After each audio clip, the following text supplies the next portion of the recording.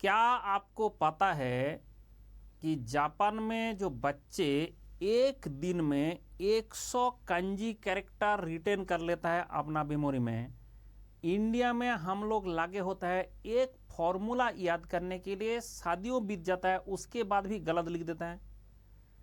तो क्या ऐसा टेक्निक है जो जापान वाले यूज कर रहा है और हम उसको यूज नहीं कर रहा है? क्या हम भी इसको यूज कर सकते हैं? Answer is yes. तो देखते हैं how to remember everything. But मैं यहाँ पे मेनली आज डिस्कस करूंगा जापानीज टेक्निक का जो इन लोगों ने इस्तेमाल करता है।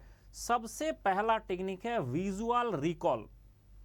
हमारा ह्यूमन ब्रेन वर्ड से विजुअल इफेक्ट को 100 टाइम्स फास्टर रिटेन करता है। इसलिए जो कुछ भी पढ़ाई करे उसको विजुअलाइज करने का कोशिश करे और वही लोकेशन, वही जगह से पढ़े जहां पे विजुअलाइज किया जाता है। जैसे अगर आप मेरे से पढ़ाई करते हो, मेरा बैकग्राउंड में हमेशा एक स्क्रीन चलता रहता है to give you visualize effect. तो आपने ऐसा नहीं होता है मैंने लिखता जा रहा हूं, फॉर्मूला लिखता जा रहा हूं, मजा आ रहा है, मैं एनर्जी दे रहा हूं, उसका बात नहीं होता है। बात ये होता है क्या आप हर चीज को विजुअलाइज कर पाते हो? जितना ज्यादा चीजों को विजुअलाइज किया जा सकता है उतना ही ज्यादा मेमोरी में रिटेन करेगा, 1000 time faster than the words. तो आप अगर सारा जिंदगी भर वर्ड्स लेके लगे हो, आप ट्राई करो विजुअल रिकॉल एंड ट्राई करो मेरा क्लास आपको सब कुछ इवन मैथमेटिक्स भी विजुअलाइज हम कराते हैं। तो उसके लिए ध्यान रखें। दूसरा होता है निमोनिक्स। जो भी निमोनिक्स बनाया जाता है वो बहुत ही फनी बनना चाहिए। हर चीज का निमोनिक्स बहुत ही फनी बनना चाहिए, क्योंकि देखो बहुत सीरियस नोट में हमारा ब्रेन हमेशा काम नहीं करेगा। सारा दिन अगर अपने सीरियस नोट में काम कर रहे हो उतना अच्छा से काम नहीं करेगा। निमोनिक्स बनाया जाए और उसमें बहुत ही फनी चीज को इनबिल्ड किया जाए, इंक्लूड किया जाए। तीसरा जो टेक्निक है मिक्स इट अप। जनरली बच्चे क्या करता है, हमेशा एक ही चीज को बार बार पढ़ता रहता है।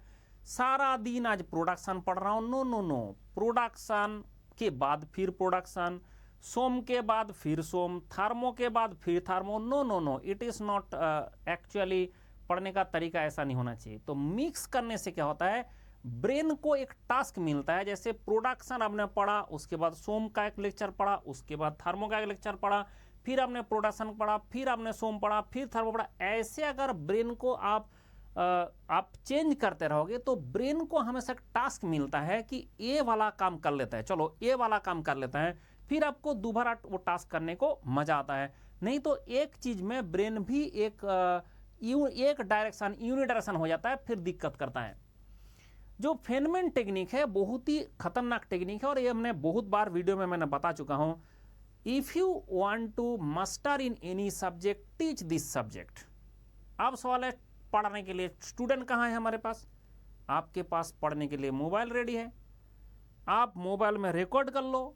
आप जो आप पढ़े हो उसको रिकॉर्ड कर लो। जैसे आज ने सारा दिन आपने जो पढ़ाई किया उसको एक जिस्ट बनाने के लिए आपने सिर्फ मोबाइल में रिकॉर्डिंग कर दो कि ये जो चीज है, जैसे मैंने अभी रिकॉर्डिंग कर रहा हूं इस तरह से आपने रिकॉर्ड करो ना। पूरा दिन आपने क्या पढ़ा, एक लेक्चर के बाद कर लो रिकॉर्ड।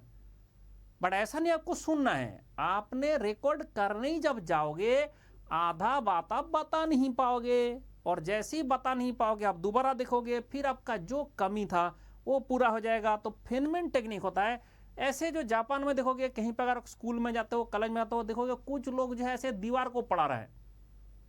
ठीक है, मैंने भी बच्चे को बताया हूं, जो भी बच्चे पढ़ते रहता है, ज्यादा पढ़ते रहता है, कि आप ऐसे एक छोटा सा व्हाइट बोर्ड लगा लो एंड व्हाइट बोर्ड लगा के लगातार उसमें पढ़ाते रहो किसी को। ठीक है, अगर आपको ऐसे है कि पढ़ाने में 2-3 ऐसे पुतला रख दो जिससे आपको पढ़ाते रहे।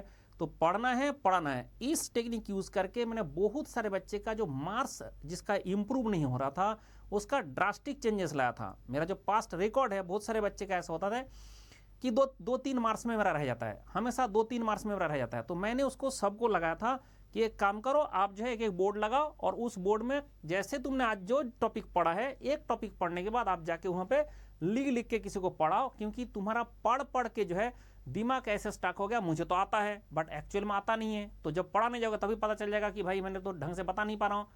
तो ये फेनमैन टेक्निक जो है, और ऐसे अगर बता पाओगे भी तब भी क्या होता है कि जब तुम कोई चीज़ एक्सप्लेन करते हो तो वो एक्सप्लेन करने से तुम्हारा ब्रेन में और ज़्यादा रिटर्न होता है, ठीक है। तो फेनमैन टेक्निक आपका यूज किया जाता है for memory. Visual gaps in notebook and notes, that is a very very important चीज, क्योंकि कुछ बच्चे क्या करता है, सब कुछ जितना भी मेरा चीज है मैं शॉर्ट नोट बना रहा हूं। कैसा शॉर्ट नोट? छोटू सा एक पेपर में सब कुछ लिख ले रहा हूं। ये सबसे घटिया मेथड है। इस धरती का सबसे घटिया मेथड यह है कि इकट्ठा लिखने से, एक पेज में लिखने से सब कुछ दिमाग में नहीं, वो बार बार पढ़ता है, बार बार भूलता है। वो 1000 बार भी पढ़ लिया तब भी याद नहीं रहता है। तो फिर क्यों करते हो? बोला नहीं, ये मार्केट में चलता तो करता हूं। इसलिए visual gaps is very very important. जो कुछ भी आप लिखते हो उसमें गैप होना बेहद जरूरी है। इसलिए बहुत ज़्यादा कंजेस्टेड नहीं होना चाहिए। और जो कुछ भी लिखा जाता है, ब्रेन को वो जो बीच वाला जहां पे लिखा है और जहां पे गैप है, वो लिखा वाला पार्ट के ऊपर फोकस करने के लिए साइड में गैप होना जरूरी है। इसलिए नोटबुक में कुछ भी लिखा तो ज़्यादा घुसा घुसा के नहीं लिखना है, सफिशिएंट स्पेस देके लिखना चाहिए, तब जाके होगा। तो ये दैट इज द 5 टेक्निक जो आपको यूज करना है। तो एक बार पूरा रिवाइज कर लिया जाए तो सबसे पहले आपको ध्यान रखना है, विजुअल रिकॉल करना पड़ेगा, निमोनिक्स बनाना पड़ेगा, एंड जो सब्जेक्ट है उसको मिस करना पड़ेगा, डिफरेंट सब्जेक्ट का फेनमैन टेक्निक से किसी ना किसी को पढ़ाना पड़ेगा, एंड विजुअल गैप्स रखना पड़ेगा। This is the 5 technique. अब सवाल होता है कि सर हम चाहते हैं आपके अंडर में पढ़ना है। बहुत सारे बच्चे का दिल का अरमा था, अब वो दिल का अरमा पूरा किया जा सकता है। आप अनअकैडमी का जो सब्सक्रिप्शन है ले सकते हैं 60% डिस्काउंट के साथ। लेकिन सबसे इंपॉर्टेंट बात है, you can join my super 30 batch. उसमें ये नंबर है, ये व्हाट्सएप नंबर में आपको व्हाट्सएप करना है और आपको मिल जाएगा सुपर 30। सुपर 30 मतलब होता है पर्सनल गाइडेंस में मेरे अंडर में पढ़ाई कर सकते हो। ये आपका एसके मंडलमा चैनल है, टेलीग्राम चैनल का इग्नाइट एक बैच। ये जितना भी बैच आप देख रहे हो, ये सारे में ज्वाइन करने के लिए जो मैंने टेक्निक दिया वही आपको यूज़ करना है। और बाकी जो प्रयास बैच है, जैसे GSECL का, इसका आपका प्रयास बैच है, आपका विकास बैच है, प्रैक्टिस बैच है, आपका प्रैक्टिस बैच है, आपका नक्षत्र बैच है, RPSC का बैच चल रहा है, इसरो का बैच चल रहा है, ठीक है, चंद्रयान बैच चल रहा है, अभ्यास बैच चल रहा है। ये सारे जो चल रहा है इसमें भी आप ज्वाइन कर सकते हैं। लेकिन अगर आप चाहते हैं, सबसे इंपॉर्टेंट बात एक ही है कि if you want to join, तो दिस इज द बेस्ट कि आप डायरेक्टली मेरा सुपर 30 बैच में ज्वाइन करें एंड अपना सपना साकार करें। चलो खुश रहो, एंड ये नंबर सेव कर लो। कोई भी आपका डाउट हो आप डायरेक्टली मुझे पूछ सकते हैं रिलेटेड टू स्टडी। खुश रहो।